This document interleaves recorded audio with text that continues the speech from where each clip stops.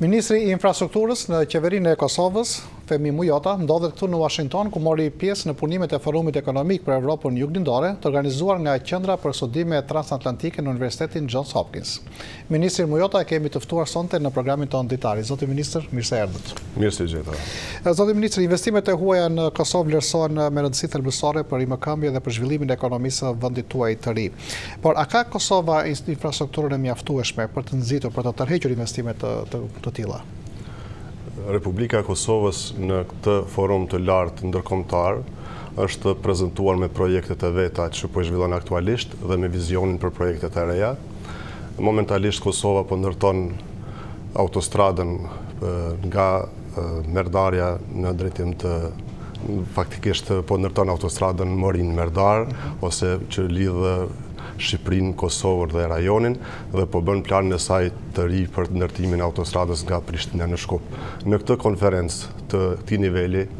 pati diskutime të shumta të shumë personaliteteve të ndryshme, të qeverive të ndryshme, senator, kongresist, natyrisht edhe shumë njohës të rrethonave në Kosovë, por mbi të gjitha edhe përfaqësues të shumë të bizneseve.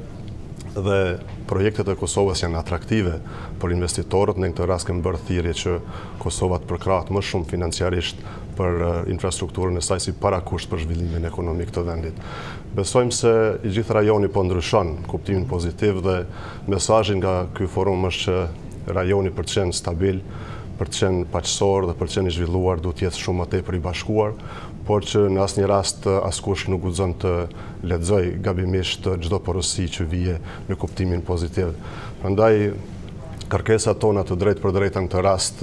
për Republikën e Kosovës janë që institucionet ndërkombëtare financiare të përkrajnë Kosovën më tepër në rrugën e integrimeve atlantike dhe të bëjë gjithnjë më shumë lidhjen e domosdoshme të projekteve të infrastrukturës madhore që rajonin ta bëjë sa më të zhvilluar. Ju përmendës një ndër projektet kryesore që keni ju është ai i rrugës që do të lidhi kufirin e Shqipërisë me kufirin e Serbisë. Rruga i do kaloj përmes Kosovës, që do shërbejë edhe për lidhjen e rajonit apo jo. Ku janë punimet me këtë rrugë? Aktualisht punohet në ndërtimin e autostradës në segmentin e 5, 38 km të rrugës janë të përdorshme tani, në 22 km të tjera po punohet intensivisht, deri në fund të vitit Republika e Kosovës do të ketë 60 km të autostradës së përfunduar dhe tani po bën përgatitje teknike Ministria e Infrastrukturës dhe Qeveria e Republikës së Kosovës për të marrë vendimin tjetër për autostradën Prishtinë-Shkup, që është edhe një lidhje tjetër e korridorit të 10 dhe korridorit të 8, dhe do të bëjë lidhjen e fuqishme të rajonit për një tregti të lirë, për një shkëmbim tregtar më të madh, për një lëvizje të lirë të qytetarëve, për lidhje të popujve, për lidhje të kultura dhe natyrisht për një integrim më të madh të rajonit. Autostrada e ka koston rreth $240 milion në një kohë që buxheti i ministrisë tuaj nuk është shumë i lartë se kaq, të ketë 270 milion që mos gaboj. Një kosto kaq e lartë, ka disa shqetësime që lidhen me të. Para si mund të përballohet dhe e dyta, kur ka projekte, investime të mëdha, më të mëdha janë edhe mundësitë e abuzimeve e shpërdorimit të fondeve. Si ju përgjigjeni ju këtyre shqetësimeve? Në fakt, buxheti i Republikës Kosovës i miratuar për vitin 2012 ka siguruar investimet për 240 milion euro për këtë vit dhe planifikimi i buxhetit afatmesëm është po ashtu që dhe në vitin tjetër të kemi 240 milion euro për vazhdimin e ndërtimit të autostradës, ndërsa është vërtet që gjithë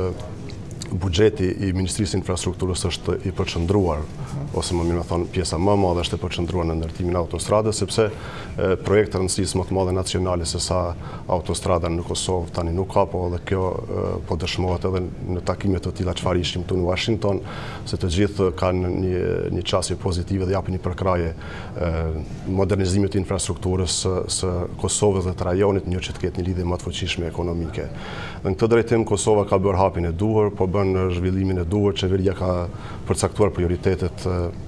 e veta për zhvillim të infrastrukturës dhe zhvillim ekonomik, dhe mendojmë se Kosova në këtë rast të qëndron mjaft mirë, por shqetësimi ynë është, ose më mirë me thënë, angazhimi ynë tjetër është që të sigurohen mjetet financiare për ndërtimin e autostradës së re, sepse vërtet ka nevojë që të lidhen dhe më fuqishëm përmes infrastrukturës Kosova, Shqipëria, Maqedonia dhe gjithë rajonin. Siç e dëgjuam para pak gjatë këtij programi, ambasadori amerikan në Kosovë ngriti sot shqetësimin e korrupsionit. Dhe në këtë projekt kaq të madh me të cilën po e mbulon ministria tuaj, çfarë masash merrni ju, çfarë garancish mund të jepni ju që nuk do të ketë shpërdorime të fondeve? A ekzistojnë strukturat e duhura, format e duhura që të shmangen shpërdorimet? Projekti i autostradës është një projekt nacional, është një projekt i më i madh i Kosovës. Është një projekt që ka filluar para 3 viteve, është një kontratë ndërkombëtare që e realizon kompania Bekt Elenka, cilët i vizitova në këtë rast në projektin e tyre më të madh në Washington. Dhe në këtë rast ne kemi kompaninë mbikëqyrëse të punimeve të autostradës, por kemi edhe mekanizmat tonë brenda Ministrisë Infrastrukturës dhe Qeverisë, dhe sa i takon çështjes mbikëqyrjes së punimeve dhe realizimit të buxhetit në realizimin e këtij projekti, konsideroj se është një shembull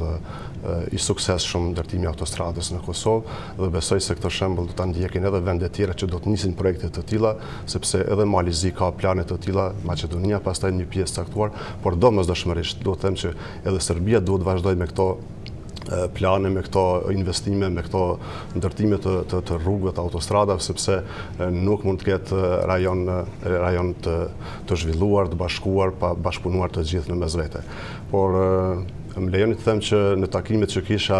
në kongres me kongresistin Elliot Engel, pastaj në departamentin e shtetit, ku patëm mundësinë të sqarojmë shumë zhvillime aktuale politike në Kosovë, klimën e përgjithshme, natyrisht zhvillimet aktuale që kemi atje, është një konkludim i përbashkët, sikurse gjithmonë kemi pasur angazhimet tona si partner të vërtet të Shteteve të Bashkuara të Amerikës